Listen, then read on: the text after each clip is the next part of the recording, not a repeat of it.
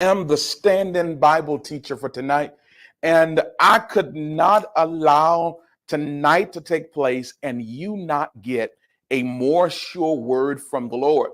Listen, it's Thanksgiving weekend. Listen, God has been good to many of us. We've seen the hand of God. And listen, even if you think He hasn't been good, I can assure you that it's been good. You got life, health, and strength, as the old folks said, and a reasonable portion of health and strength. What I know that the God I serve is worthy of all the praise. I've been through some things over the last 2 years has been treacherous, but the Lord has brought us through. We've been able to make it past some of the worst experiences in life because of the grace of God. And I have so much to be thankful for. I don't know about you, but if you don't know it, you have so much to be thankful for all that God has done for you and God has blessed you with. Let's look at the word of the Lord. There is a hot word from the Lord. I want to teach tonight from the book of Luke, chapter number 17, verse number 11 is where we want to set our base at. It says, now on his way to Jerusalem, Jesus traveled there to the borders between Samaria and Galilee. And he was going into the village, and 10 men who had leprosy met him. They stood and took a distance and called out with a loud voice, Jesus, Master, have pity on us. Verse 14, and he saw them and said to them, go show yourself to the priest. And as they went, they were cleansed. One of them who saw he was healed came back praising God in a loud voice. He threw himself at Jesus' feet and said, thank him. And he was a Samaritan. And Jesus asked, were they not all 10 cleansed? Were there not 9? He has no one returned to give praise to God except for a foreigner. Then he said, rise and go. Your faith has made you well. I want to talk for just a few moments about the importance of being thankful. This text is full of convoluted things that many of us are distracted by the moving parts of the text. But I need you not to be distracted by the moving parts of the text. I need you to look at the essence.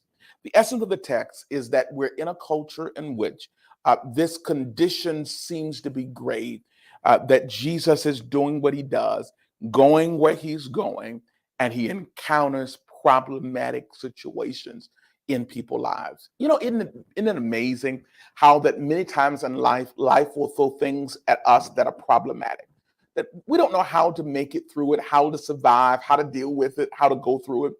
But we are blessed with the experience of encountering Jesus.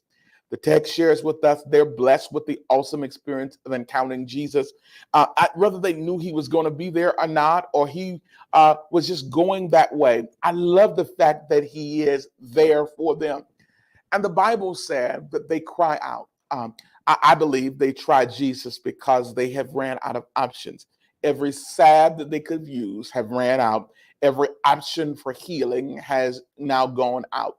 They have what is called an incurable disease called leprosy, and they are prepared to spend the rest of their life in preparation for death. Could you imagine to be at a point where you are trying to just exist, making it, trying to hold on to life for just another day? Well, that's where they were at. And then the word comes that, hey, this man that's a wonder worker, that's a healer, is in close proximity to where you are. I love the fact that God is somewhere close to us. Can I help you with someone that it doesn't matter how grave the situation is, how perplexing it may be? We have this assurance of God's protection, power, and hand.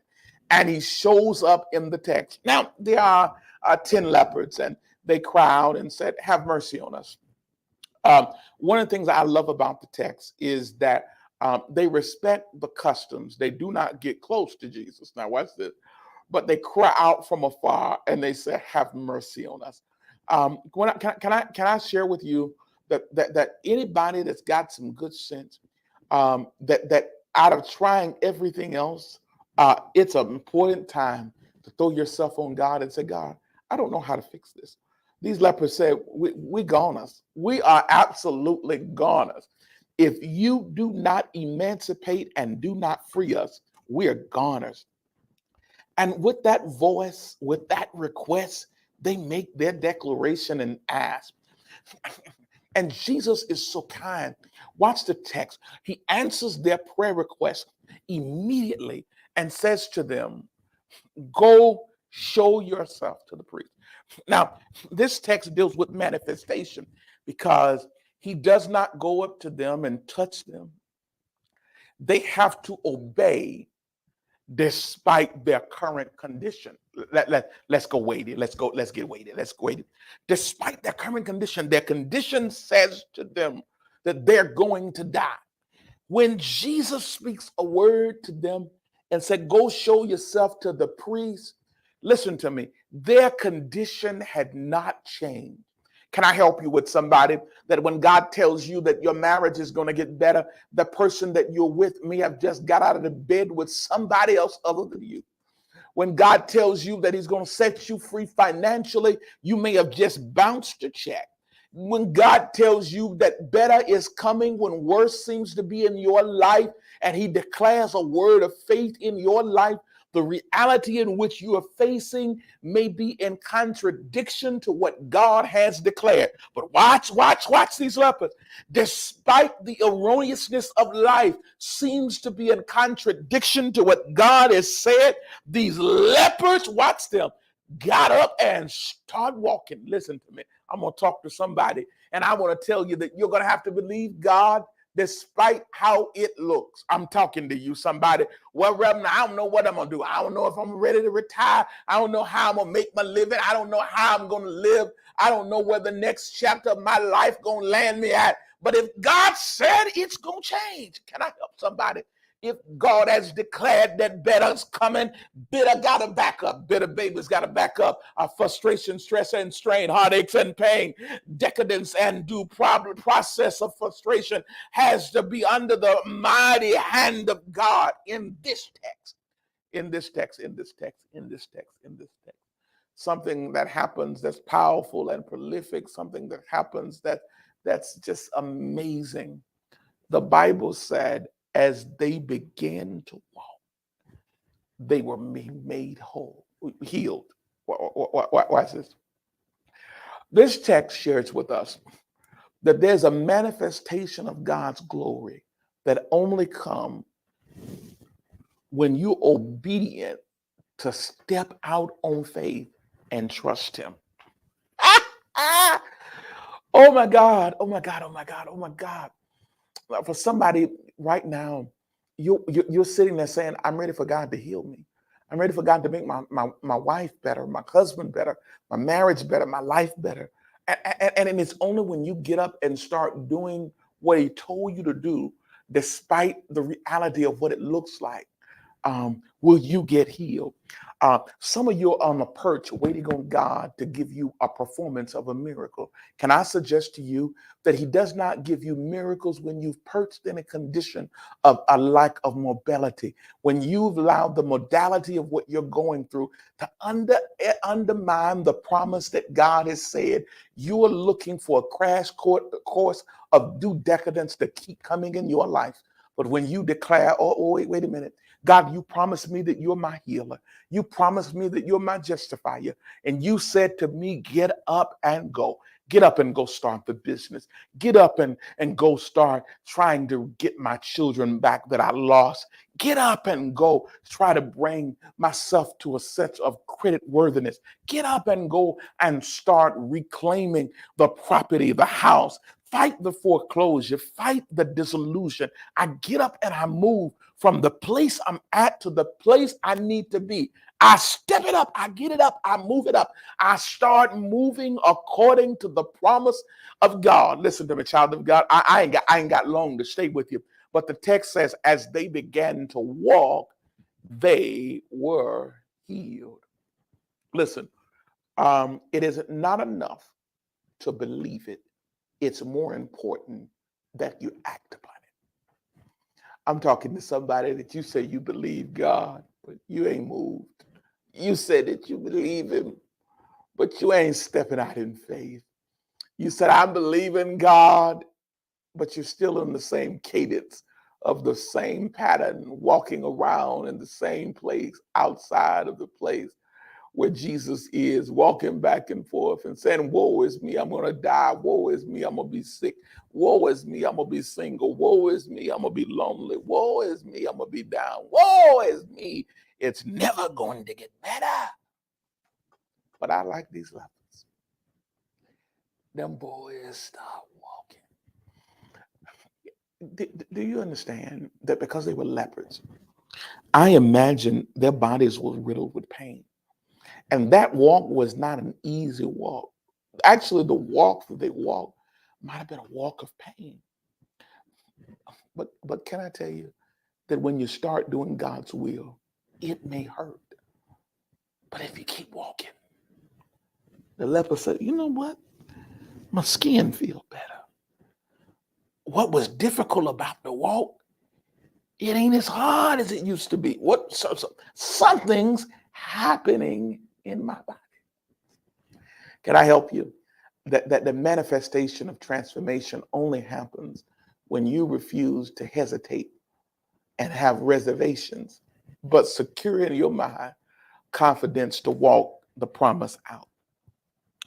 Now, the scripture says, what the book says, that when they realized it, one of the lepers stopped from going to the place of gratification, because that's when you get before the priest and he exonerates you and said that, you're leprosy free. One stops back and says, I can't celebrate the blessing without celebrating the blesser. I want us to be careful that in this season of our life, that we don't get so caught up in the blessings that God gives you that we forget the blesser, God, that blessed us. Many times in our life, we are so inundated with the fact that we are blessed, that we got the house, that we got the car, that we got the job, we got the chick, we got the man, we got the place, we got the stuff, we got the money, we got the big account, we got the Fortune 500, we're 4X and we 5X and we are all X and we got plenty of money, things are going better, and we are celebrating the blessing, but in the process, we have left the blesser out of it. What he does is something that is monumental. It didn't happen. The text does say the fact that he's a Samaritan, and the truth of the matter is that sometimes I think God moves among people that we think don't deserve it to accentuate their appreciation. I'm wrapping up. But the leper turned around and he told God, thank you. I want to ask you this question. When was the last time you affirmed your thankfulness to God? Okay. His was bowing down on his knees. He created an action to simply solidify his appreciation. Can I ask you a question? When was the last time your actions reflected your appreciation for God?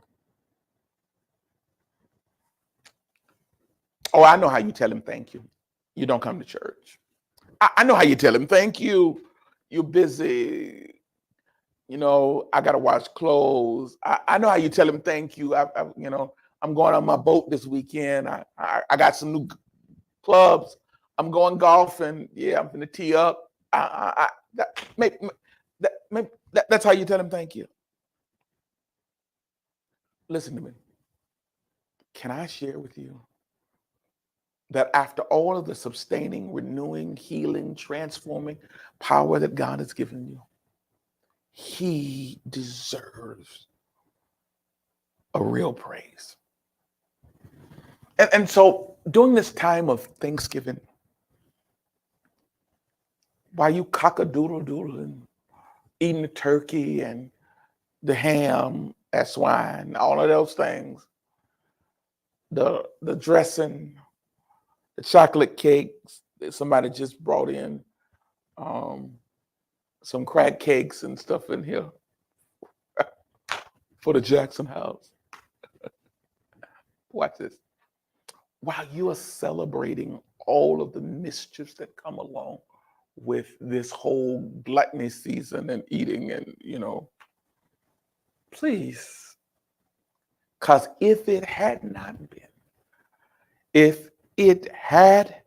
not been for the Lord on my side, tell me where many of you wouldn't have what you have now if it wasn't for his grace. So make sure y'all stop and tell him thank you. My friends, thank you so much for taking this short period of time. I wasn't the scheduled Bible teacher. I'm the stand-in, and it's a blessing to be an apostolic leader that God's equipped and allowed me to stand in. I want to tell our staff that could be cracking eggs and baking cakes and cooking collard greens and doing things that have paved their way to be here with the man of God. I truly appreciate you. I've learned people don't have to do what they do. So when they do it, take the time to say thank you. From the bottom of my heart, I love you. I'm praying your strength in the Lord. You'll be blessed. And heaven's smile is our prayer. Shalom. Peace be unto you.